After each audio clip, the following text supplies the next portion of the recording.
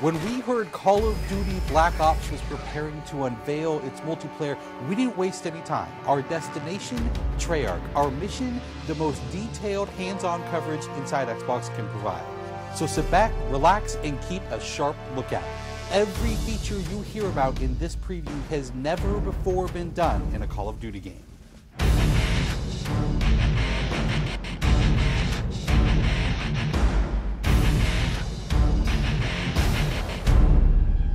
We begin where the multiplayer trailer for Black Ops left off, with theater mode.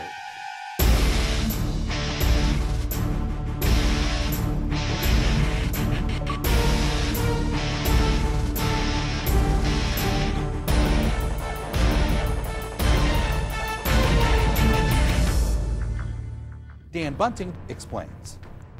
You can switch the camera from any player's perspective in both first person and third person.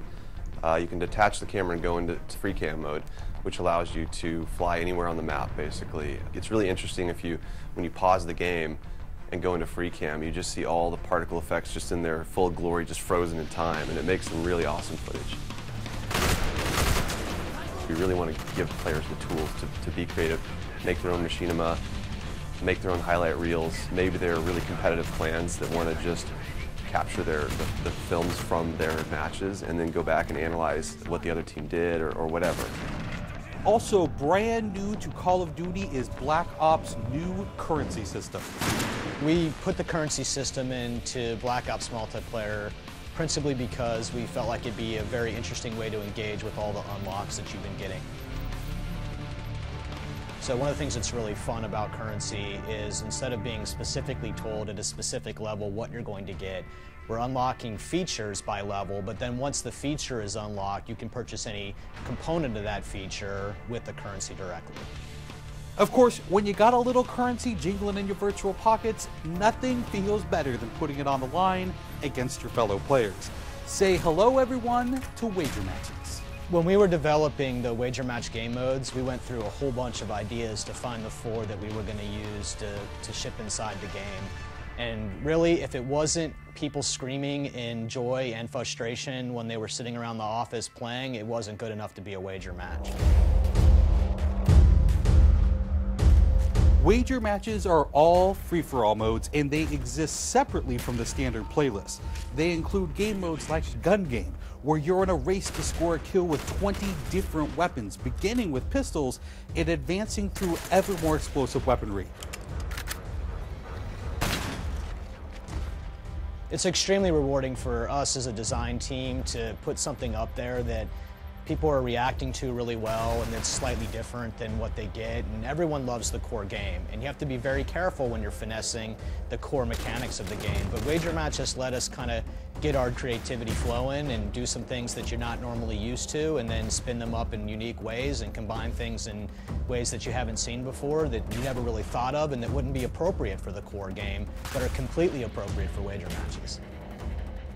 While the classic Call of Duty challenge system is still very much in place, Black Ops is also adding a new feature called contracts. Right, so if you're using the contract system, you actually have to put up a little of your own currency in order for a bigger payday. And depending on the contract, some contracts pay XP, some pay more currency, some pay both. But they're all time limited, and it's game time limited, so you have to go to work to accomplish that contract within the time period in order to get paid.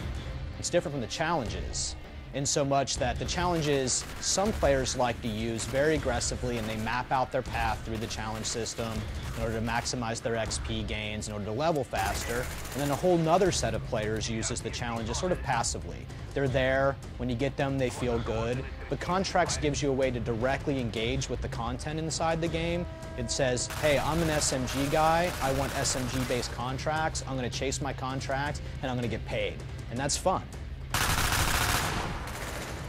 Another focus for Black Ops is player customization, including things like unlockable face paint, unique perk-specific character models, and a whole lot of weapon customization.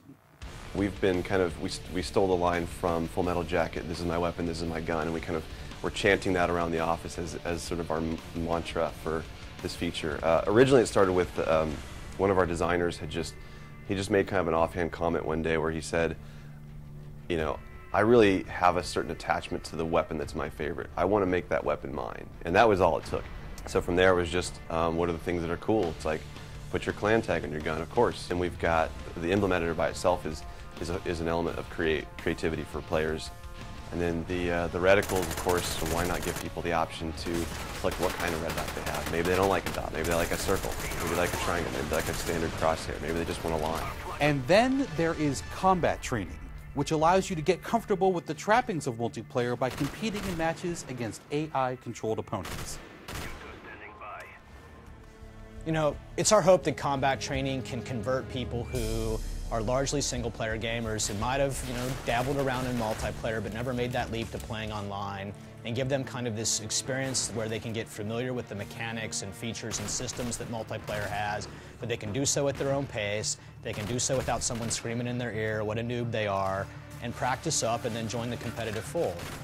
Experienced players could use combat training to practice up on a particular weapon, a particular tactic, or a particular map.